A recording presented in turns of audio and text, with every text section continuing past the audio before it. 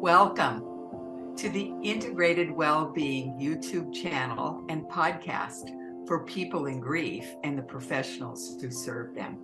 We provide education, inspiration, and practical tools by interviewing those bereaved by loss, mental health professionals, and grief specialists. Integrated Wellbeing Institute seeks to awaken the griever to their inner peace through the guidance of their body. And today I am just delighted to introduce to you Alyssa. Oh, Alyssa, tell us your last name, please. Alyssa Noelle Coelho.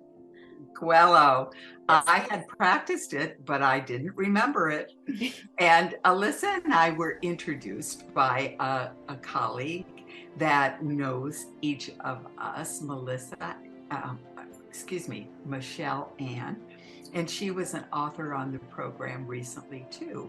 And Michelle Ann Collins wrote 2 books and released those at the same time. And it was so neat because she said, oh, I've got to tell you about this woman who's involved in the publishing house that published my books. So Alyssa, please go ahead and tell us a little bit about your background and how you met Michelle, and then we'll take it from there.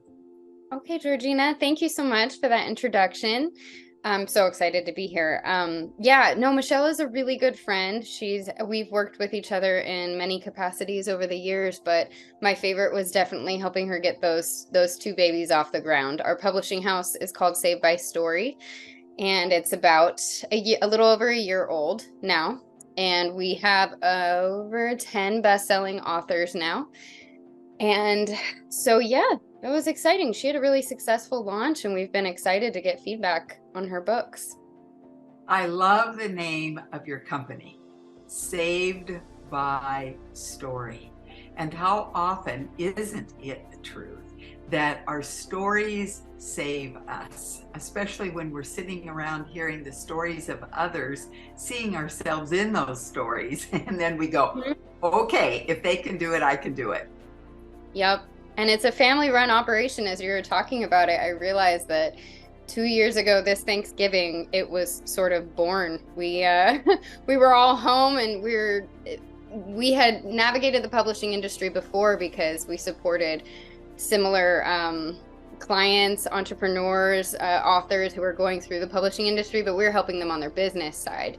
And we ended up supporting them so much through their publishing process that we filled in a lot of the holes that other publishers weren't. And we finally realized, why aren't we just doing this ourselves? Because we could do this better and do justice to the brands and the businesses and the clients behind it, because we saw how they were getting so let down in the industry. And so we were all sitting around at Thanksgiving trying to decide a name, and it dawned upon me, and I yelled it, and then we all just kind of looked at each other like, that's it. It is it. It's one of those serendipitous things that are such a gift, not only to you, but to every single client and those of us who enjoy your books. So I had the privilege of reading Alyssa's book. So Alyssa, will you please tell us the name of your book, when it's going to be published, and what prompted you to write it? Yeah, no loaded questions or anything. Oh, no, we're just going to start easy. So maybe we should just do number 1. What is the title of your book? So the title is The Alchemy of the Beast, and it is the first of a series called The Lionheart Chronicles. So what prompted it? Well, it's based heavily on, this first book is based heavily on my own experience through grief. In January 2017, my father unexpectedly passed. He was sick for a couple years, 3 years before, and I had become his primary caretaker. And then he was on the uphill, he was getting better, and it was really unexpected when he passed in January. And I had never experienced grief before. I was fortunate up until 21 years old, never lost anyone in the family. If I had been to a funeral, it was like a very distant relative, and I was young. So, and I was the closest with my dad. I was just about as close as you can be. And so my whole world kind of fell apart. And I around the same time, around the whole year before, where he was kind of on the uphill, I was unraveling on so many levels, spiritually, emotionally, physically, and him passing just kind of was it was the needle on the haystack that just broke everything. Mm-hmm. So Mm-hmm. I had no idea how to cope, because all of my spiritual coping mechanisms had kind of crumbled, and my body, I hadn't been taking care of my body. And I just spent about 3 months hardcore, couldn't leave my room, throwing things around, just raging, not able to understand how the world around me kept moving. And it shouldn't be. No, it's just infuriating that the Yeah. world can go on when Right. ours is shattered beyond recognition. Right. So I love the way that you went to your room and threw things around.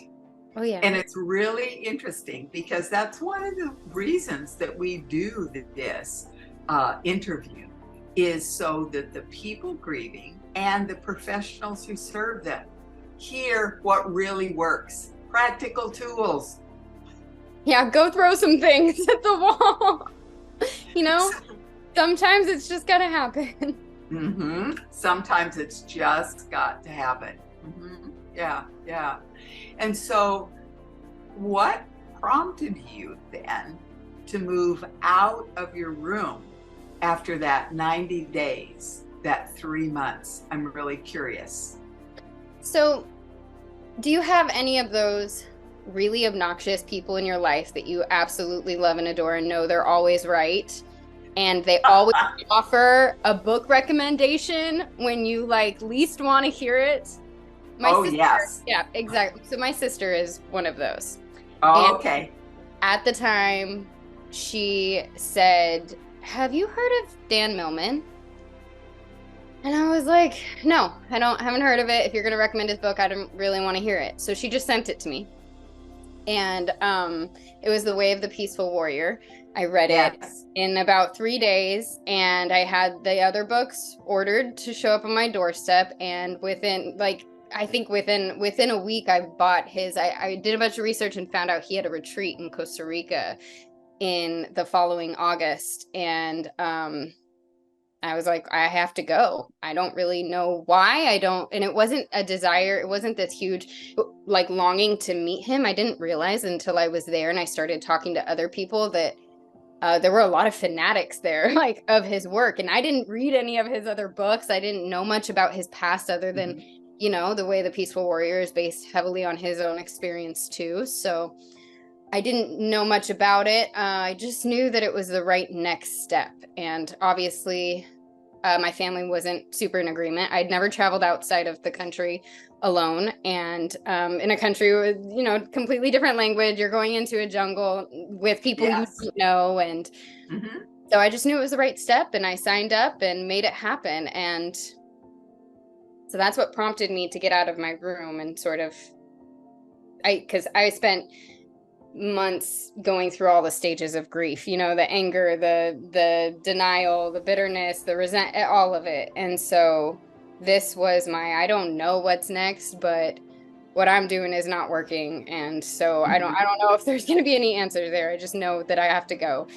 And I had my first week ever of incredibly bizarre synchronistic type of experiences. And it wasn't one thing, it wasn't one person, it was all of it. And I came home and I was like, I had told that same sister, I could write a whole book on that 1 week. Like, there was so much magic that happened there. And she was the one person I probably shouldn't have told, because I ended up writing a whole book on that 1 week. And she actually is a book coach. She coached Michelle through writing her books too. Okay. So I was fortunate to have that sort of, but then as I sat on it more and I started writing the first book, I realized that, and as I was writing this first book, I was still growing and going through my own experiences in life and realizing that, grief is just one of the inevitable human tragedies that we have to experience here. And there's all these others. And I started going to university and I started seeing what was happening in the world around me. And so I realized that this was just the first book. This was the first tragedy, the first law of the universe that the main character had to sort of learn how to alchemize the tragedy into something greater. And Yes. I think that's really the universal component of it. You know, the tragedies we all have to experience, the ways that we have to shape them into something, into a greater meaning to move forward and move through them. Yes. That's Yes. difficult. It's one thing to sit on camera and say that, but it's a whole nother in the trenches. I'm sure you know. Oh, I do indeed. And it was interesting when Dr. Robert Niemeyer was here, we talked about making meaning. And that's what he teaches at the Portland Institute, is making meaning of this loss that has occurred. And the Right. brain research is showing that the chemicals that are released in our brain, and our brain itself, part of it knows that this loss is real, but the other part still expects that person to walk through the door, or the pet to show up in the backyard, or the dream that's really shattered and lost to suddenly magically manifest. And so it's all these aspects, and it's very interesting because the addiction sequence literature has the 90 days. And that's how long you were in your room until your sister asked the question about the book. And I found that book in the 90s, and I just loved the book. I thought it was wonderful. So it's The Way of the Peaceful Warrior, for any of you that would like to hear the title of that book once again. And I would also like you to please share with the audience your background, your educational background, because it plays into your traveling so much. Right? Yeah, you caught on to that. Oh yes, I told you I read everything. Oh, you really do your research. No, that's wonderful to hear, because it's so funny when people are like, so are you using your degree for your career? And I'm like, well, it has definitely played into what became, but I did not go to school for creative writing or anything. I went to school for sociocultural anthropology, and I loved it. It was a very reading and writing heavy major, but it was incredible. I just absolutely loved everything I studied, and I had grown up in a very Christian home. It wasn't super dogmatic or culty, but I grew up knowing this love, this light. There wasn't a lot of pressure around it. My parents made sure that we got the goods from it, you know. And when I was 16, I dove heavily into Christianity for myself. And then when I had started college, around the same time my dad got sick, I started taking a lot of multicultural courses and philosophy and history of Christianity. And I was in the middle of, learning the real historical evolution of this religion that I had learned to love and believe in. And then I was falling in love with all these other different types of practices and traditions and origin stories. And so it completely unraveled everything that I had known to be true at the time, which, was very difficult. But I found a solace in traveling, and it started with that first trip to Costa Rica because of all of the beautiful experiences that happened. And so traveling has been a sort of spiritual practice for me since. Mm-hmm. It's something that I plan to highlight with this book series. And as you saw in this series, it's not just based in the jungle of Costa Rica. It's a lot of the traditions and origin stories and mythology that I bring to the forefront is from the Bereaved tribe, which is one of the 8 indigenous groups of people in Costa Rica that's still alive and thriving today. Mm-hmm. Mm-hmm.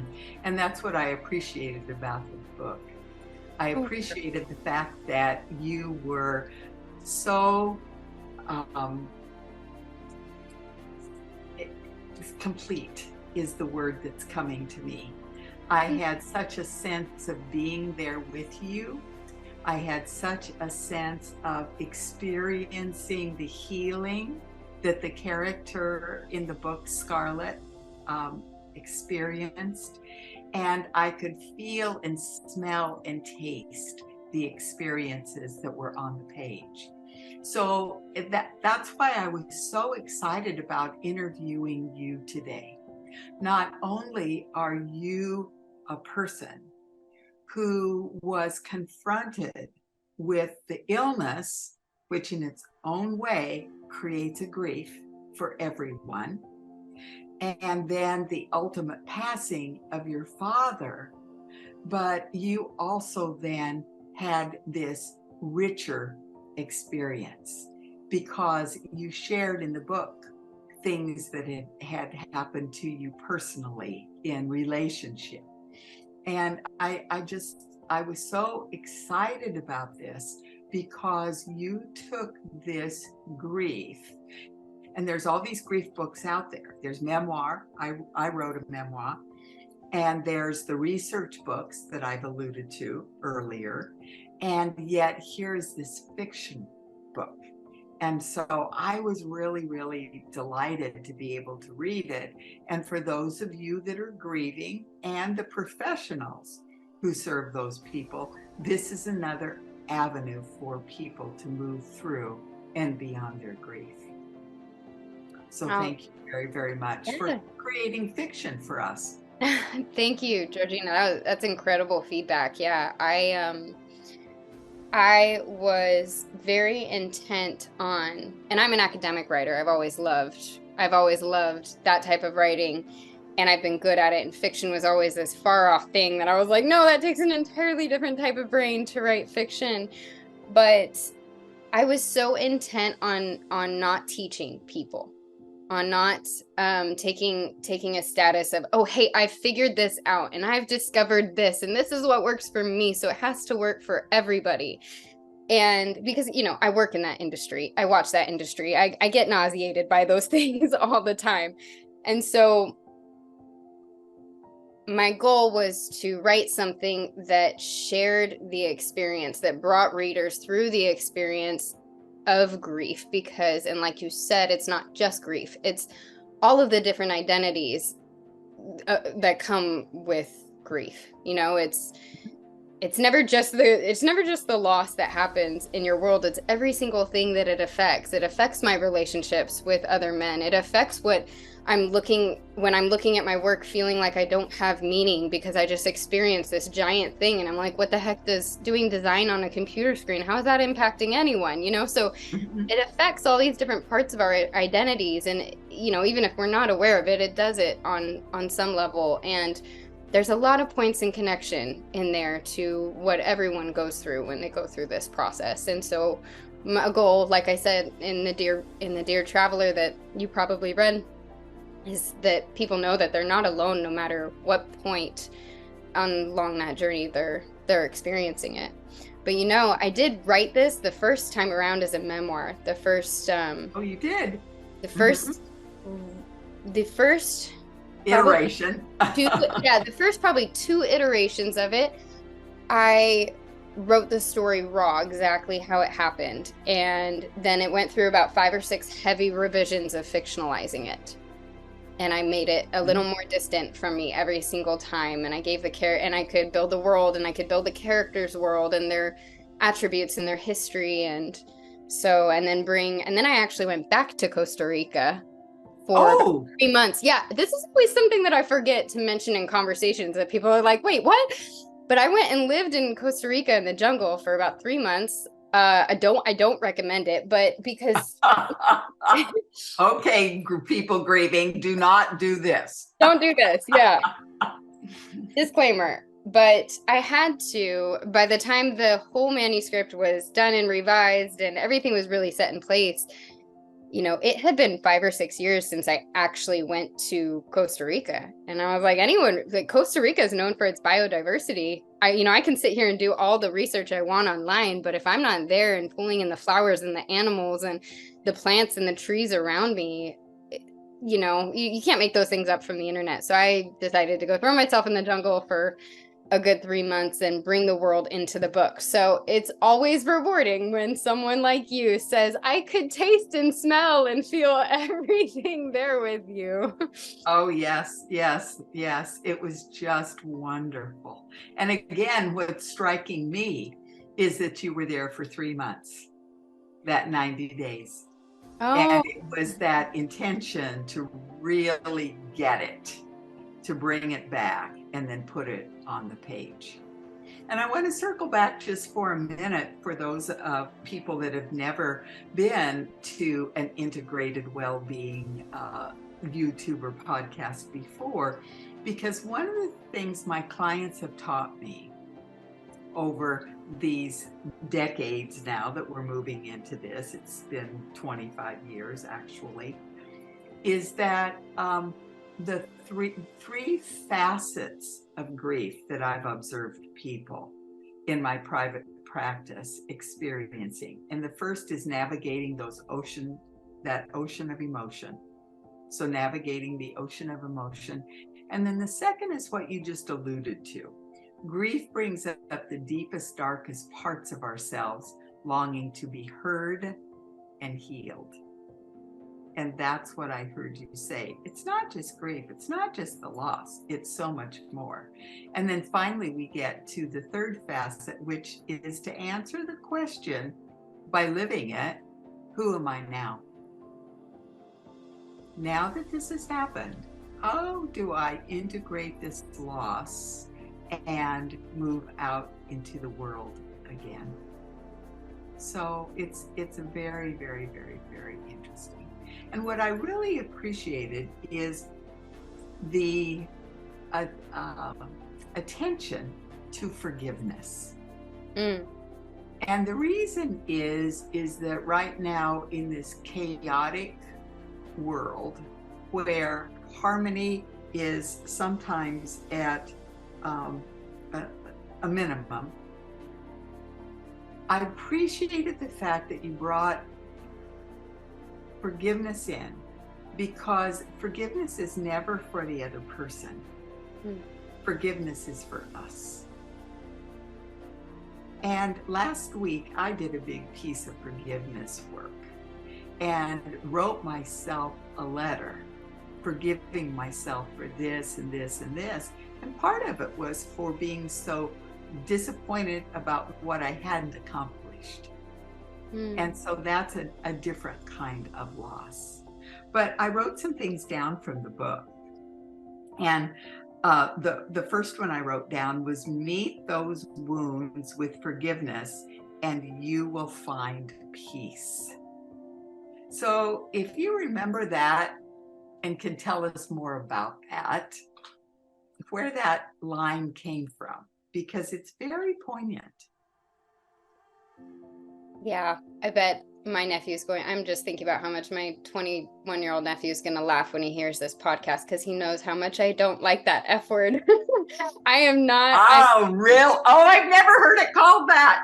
That's great, Alyssa. Thank you for bringing you to this. It's the giant F word that I prefer not to use. But so believe it or not, in my specific grief journey, with my dad, I probably had the least amount of regret, right? Because regret is always something that comes up when you lose someone. You think of all the should haves and the would haves and the could haves. And I had a rough time forgiving myself for about the last 3 months with him, because the last 3 months were really difficult. And they tested my patience, and I was not the kindest and things like that. But overall, I had 21 solid years with a dad who loved me and cared for me and had me on his hip and taught me all of the best parts of that there is to know about a man. And so the forgiveness piece wasn't super huge in my grief journey,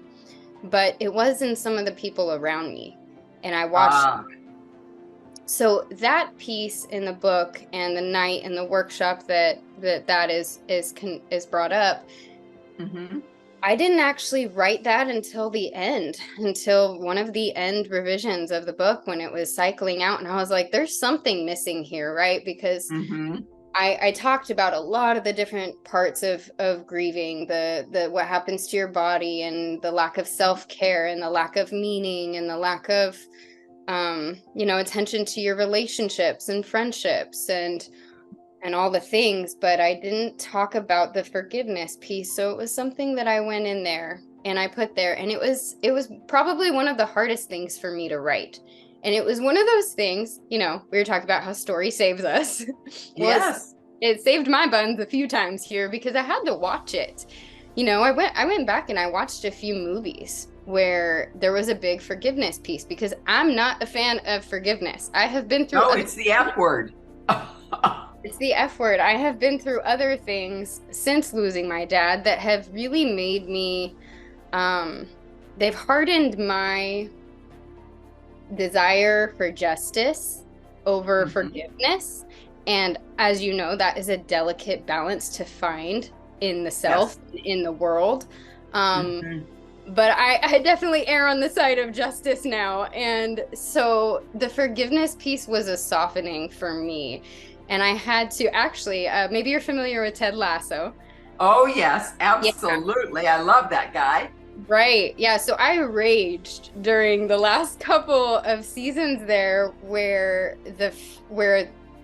they focused a lot on the forgiveness piece. And I was just like, no, dude, screw Nate. I'm sorry, but blah, blah, blah, blah, blah. And I'm fortunate I have this story circle with my Saved by Story family where we're very open about these things and we talk about them, and we always have these super fun in-depth conversations. So it was those lines that stood out to you around the forgiveness piece were probably not from the depths of me, but were from me listening very deeply to those around me. There are other parts of the book that came from my depths, but I think it's our job as writers, especially of different worlds and topics, to give a full experience, even if it's not, our own. Well, and another that I wrote down is forgiveness lies at the door to your here and now. And life happens in the here and now. That is what I believe we're all called to in this life journey, is to learn to be present to ourselves, that amazing power within us that's always been there, well-being within, as well as present to the one and the events in front of us. Yeah. And so I just loved forgiveness lies at the door to your here and now. And my curiosity is, are we called to forgive before we're allowed to open that door to the here and now? Yeah, that was what came up for me is, are you going to pick it up and walk through, or are you going to slam the door on it and leave it at your feet? Okay. Yeah. It's definitely a muscle you build. For sure. And then I also wrote down, there are times we watch parts of ourselves die. And that goes back to that second facet. Grief brings up the deepest, darkest parts of ourselves, longing to be heard and healed. My pleaser self needed to be healed so it could go off. It could not die, but it certainly receded far into the background of my being. So I thought that this was interesting. There are times we watch parts of ourselves die. So as you're hearing, audience, this is a book of fiction in which there's much richness. So I really, really want you to know that. And I see you grabbing the book. So what is it you would like? Yeah, I had this one quote come up. Okay. As you could see, I love honoring other poets and writers' work in mine, and so I made sure to include those. But there's this one quote from Brooke Solis about the healing process. And it's this: healing is a dirty process. It's not weightless. It doesn't feel like one of those sweet full moons. It feels like broken bones and rotting flowers. It growls and cracks and hurts. It grabs the back of your neck and forces you to stare at the shadows inside of yourself. It strips you down until you're whimpering, and when it has you there, naked in the dirt of your own undoing, and you think you'll die at the feet of this process. It bends down, puts its lips against your heart, and kisses until something in you sews back together. I love that one. I absolutely love that one. And I was very particular about where I placed the quotes in this book, you know, specifically to highlight what was coming in the chapters, and that was one of them. You know, grief is, I feel like, although I was fortunate to not experience losing a person until I was 21, I still had other experiences of grief in my life. And those are often, you know, as a trauma specialist, you probably know that those are often things that kids are just kind of taught to deal with, and they harden you and they help you grow up in the world. And we moved homes every 3 to 4 years, and I grew up loving moving. I loved getting a new space and decorating and all the things, but there was this like grounded stability in a home that I realized as an adult, oh shoot, I never had that. And maybe there was like a tiny loss in that. And as you see in the book with Scarlett as a dancer, and she experienced this injury in high school that she had to readjust her perception and, okay, this is just not my life anymore. And when we're forced to do that, a lot of times it just becomes this compounded trauma that we don't really acknowledge the emotion of the giant loss that just happened in our mobility or in our future, or our expectations. So a lot of those things get written off until we experience some sort of nervous system shattering size grief that breaks it all open. And people don't even recognize that it is truly something we can call and name and claim as loss. Because now here we are, and what do we do? Right. And so I really appreciate that, the different losses that were in the book. That was really neat. And I loved too how you talked about connection, because my experience is that we all want to belong, and we belong when we connect. So when you wrote on page 142, connection is energy, connection is grace and flexibility. I loved that. I thought that was really so neat. And it was prefaced by dance's energy. And so that all fits in right here. Dance is energy, connection is energy, connection is grace and flexibility. And we have to be graceful with ourselves as we're connecting deeper and deeper with another, and flexible too as people. Did you find it? I did, yeah. Good. I figured that was in the dancing. It's so funny. I'm just so grateful and impressed when podcasters read the book before the interview, because sometimes you guys quote something back to me. I'm like, wait, I wrote that? after so many revisions and 350 pages, you forget all the things. So that's right. Well, and that's why I wrote the page numbers down. Brilliant. Because I thought it was so wonderful. And this one is what I really want our audience to hear. The way out was in on page 326. And I love that, because that is the truth. Grief is an inside job. You can't think your way through it, and you can't busy your way through it. You've got to go in and be still and be. Which, you know, it's just magnificently ironic that I wrote this book because I am like the biggest emotional avoidant you could imagine. Like something will happen that triggers me or makes me emotional, and I will just walk the other way because I don't like it and it's not fun. And so oftentimes a lot of people will, and I got this as I started traveling a lot, and you know, you hear certain comments from people about being a runner or an escape artist or a freaking millennial or all the things that people decide to say.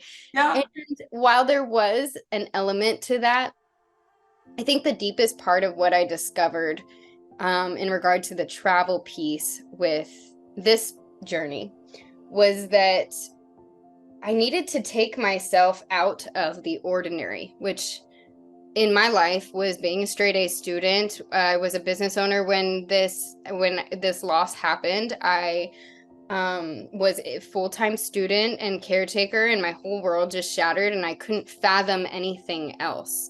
And so part of me had to go out.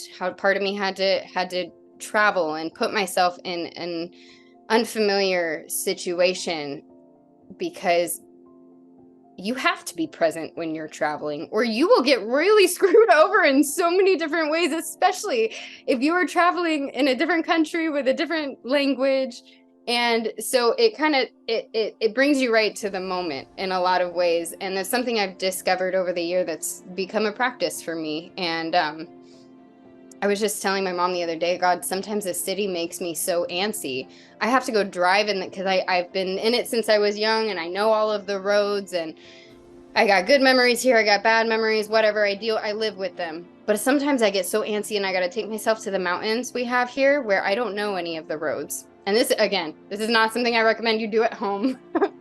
This is not advice, but it's something that I do. My sense of direction is decent, but I go get lost because sometimes it quiets everything.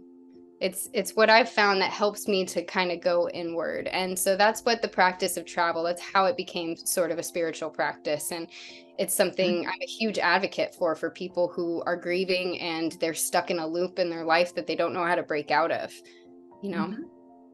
And so in this moment, Integrated Wellbeing Institute is disclaiming throwing things as a way to heal through your grief and getting lost. However, listen to that wisdom within, and that's what we're all about. Yep. So as our time together today comes to a close, I'm very curious, would you like to read one of your poems for us? They're beautifully illustrated as well as beautifully written. And it's interesting, one starts with a cigarette. That's the very first one. And then the illustrations change dramatically throughout the book. Dramatically, yep. It's all self-destruction at the beginning, and what the heck are we doing here? Mm-hmm. Yep. So sure, I'd be happy to read a poem. This is probably my favorite. It's the introduction poem. Okay. Okay. I'm lost in divinity, between pages and ink, shaking the hand of God in every stranger I meet. I've kissed heaven so many times I write to see it bleed, and when my pen runs dry, I dance to hear love speak. So if time be my salvation, then fear be my enemy, and if my tongue forgets to pray, all I have to do is breathe. All I have to do is breathe.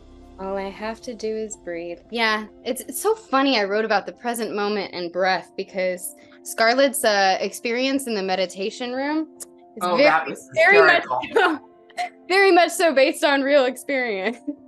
Mm-hmm. Mm-hmm. Yeah, that's just amazing. So is there anything else that you would like to say to our audience before we finish today? Well, I do have kind of an exciting announcement as of yesterday. We'll be doing like a cocktail launch party in San Diego on December 21st when the book is released. And we just partnered with the Dougie Center in Portland, which I'm sure you're familiar with. Oh, yeah. Very much so, yes. So we just partnered with them. So all of the proceeds from the book launch that are sold there at the cocktail party that night will be matched and then donated to the Dougie Center, which supports children and families who are grieving. I know, I found them and I was like, oh, Michelle Collins is so awesome. She connected me with them and I was like, wow, this is absolutely perfect. It's amazing what they're doing there. So yes, it really is. Mm-hmm. Oh, I'm just delighted to hear that. So once again, please tell our audience the name of your book. The name of the book is The Alchemy of the Beast, and it is up for pre-order on Amazon on Goodreads, Apple Books, Google Books, and Barnes and Nobles, and will be released on December 21st.